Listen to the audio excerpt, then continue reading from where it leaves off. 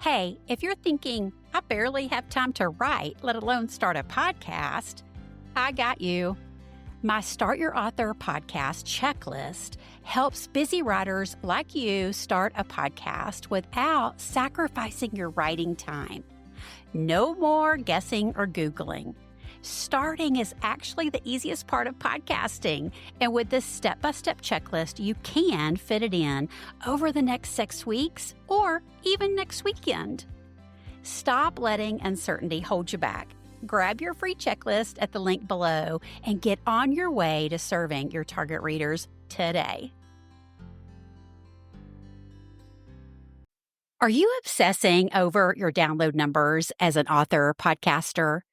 Logging in and checking those stats every day, feeling amazing, like you are the bomb when they go up, and then totally crushed, like, oh, you're a loser when they dip.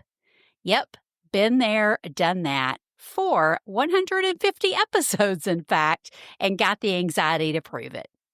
Hey, I'm Kim, and I'm so thrilled you're here to learn how to reach and serve your readers as a podcast host and guest. So, reality check. Download numbers are the vanity metrics of podcasting. Yep, they feel good, but they're not telling you the whole story. One of my author podcaster clients reached out to me recently after launching her podcast and shared her download numbers and asked, "Is that good?" Well, that's a great question. Now, I was jumping for joy just because she finally started her podcast. I was so excited. And that alone is something to be insanely proud of. But I posed a better question to her, which was, is that number good to you? Because it really comes down to how you define success as a podcaster and author. That's why the last 4 episodes, we've talked about the goals you have as an author podcasting as a host or guest. And as we talked about in episode 152, you can't really track downloads as a podcast guest, but you can always track them as a podcast host, which is what you normally measure if your author goal is to serve content that attracts and nurtures your readers, right?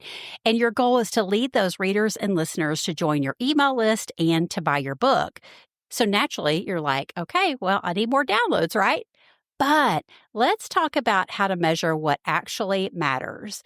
And that's episode consumption, not the number of downloads. As in, your target reader actually listened and consumed the episode you worked so hard to create so you could nurture them, so they could then tell their friends about your show. So they could get to the point of your episode to hear the invitation to join your email list. So they could get to the point of your episode to hear you talking about your book being for sale. The percentage of your episode that is being consumed is really the only way to know if your episodes will meet your author goals. Now, that's not to say you won't measure downloads, because of course you will. And I encourage you to just check it once a month, jot the number down, and then maybe quarterly evaluate, is that number increasing, if that's what you're working towards? Or better, look at the percentage that it's increasing, because sometimes that's an easier number to look at. And if you're looking to grow your show, my favorite way is guesting on other people's podcasts, as I personally have seen a minimum 40% increase in downloads when the episode airs of me as a guest on someone else's show, if those are my target listeners. But that's a story for another day and another episode. Today, let's focus on the consumption of your episode. In podcast terms, different podcast hosting platforms and the apps that your listeners play your episodes on, they all measure downloads and listens a little bit differently. Some measure downloads as it just means the episode was automatically downloaded to your listener's device, like their iPhone. Or you saw it in your podcast feed and saved the episode to listen to later. That's what I do. Every morning as part of my morning routine before I head out the door, I pull up my podcast app, I look at the most recent episodes, and if something catches my eye that I want to listen to, I save it to listen to later. That way I can just pull it up when I'm ready in the car, driving, or if I'm working out or walking the dog, I have them all queued up to go. But I may not listen to them right until that point. Spotify also measures streams, meaning your listener listened to just 60 seconds or more of your episode.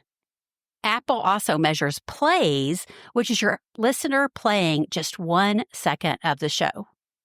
But Apple also measures engaged listeners, which is getting closer to what we want to see, right? We want people to be engaged in listening to our episode, and they measure that by your listener played at least 20 minutes or 40% of your episode. And Apple goes even one step further and provides an average consumption so you can see on average how much of your episode is being consumed. If they think 40% means they're engaged, then we need to at least shoot for that as a minimum, right?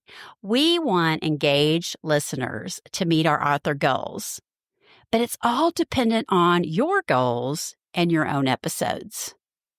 Do you feel like if your target reader listens for 40% of your episode, is that enough time to nurture them to help them get the answer to the problem your episode is serving up? Do you share the invite to join your email list within that first 40% of your episode?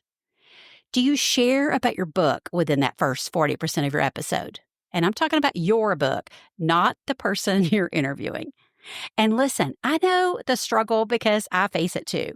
You see other podcasters sharing their download numbers and start questioning your own show and just looking at the downloads and not really, are they consuming the episode? But we don't always have the facts right.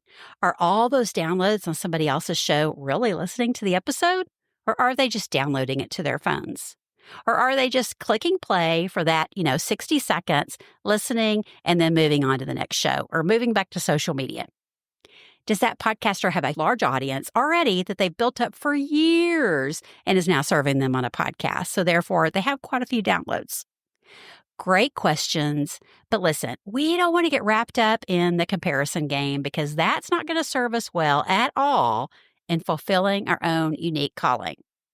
Boy, am I preaching that to myself right now, especially as I tackle writing my first book. And if you struggle with comparing your numbers to other podcasters, be sure to tune in to episode 16, where I interviewed Shannon Popkin, author of the book Comparison Girl, Lessons from Jesus on Me-Free Living in a Measure-Up World. Remember, it's about your goals as an author podcaster, not anybody else's. And if you need some help reviewing your podcast stats or auditing your episodes and consumption rate, book a strategy session and I'll show you ways to maximize what you're doing to serve your listeners, grow your email list, and sell your book, even if you interview other authors. You can grab a session at the link provided here in the show notes. It's a special listener rate, and I can't wait to help you. Now, if you listen to episode 154 on the time it takes to podcast to meet your goals, remember, we always want to think about the time our listeners have in their day to consume not only our podcast, but all the other content they might be listening to, right? Podcasts, they might be watching videos, they may be scrolling social media, right? Our attention spans keep getting shorter and shorter. Even though my listeners consume on average about 80% of every episode, I've seen the number of minutes that you consume shrink from 20 minutes when I first started the podcast in 2021 to now 13 minutes this past year is the average consumption. Now, you might be somebody that listens to me less or more, and I thank you either way, but that's an average for me to go by. And that feedback from you helps shape this show. So I've been leaning towards much shorter episodes because I am all about helping y'all market your book, right, and reach new readers on podcasts without taking it time away from writing your next book. So maybe it's not trying to get your listener to listen longer. Maybe you need to find a way to serve them in a shorter time. Because listen, do we really want more downloads, as in more people just downloading your show that never listen to it or only listen to it for a few minutes? Or are you really wanting more listeners consuming your episode and taking action? Which one do you think will translate into genuine connections with your readers who want to buy your book? Because that's what we're after. And it starts with podcasting to attract and serve our target readers and serve them well. And the best way to measure that is through your episode consumption rates. I'm so grateful for you tuning in today. And speaking of consuming episodes, I wanted to give a shout out to one of my listeners, Melissa, who left a review saying, I just binged a few episodes and there are so many great tips to put into practice. Thanks, Kim, for being a cheerleader for all God has called to use their voice. Thanks, Melissa. That is so sweet of you. And if Book Marketing Mania is bringing you value as a writer, I hope you'll leave a quick review of the show to let others know it's worth their time to listen and learn to. Thanks for tuning in. And as always, I'll be there for you to help you reach and serve your readers one podcast at a time. See you next episode.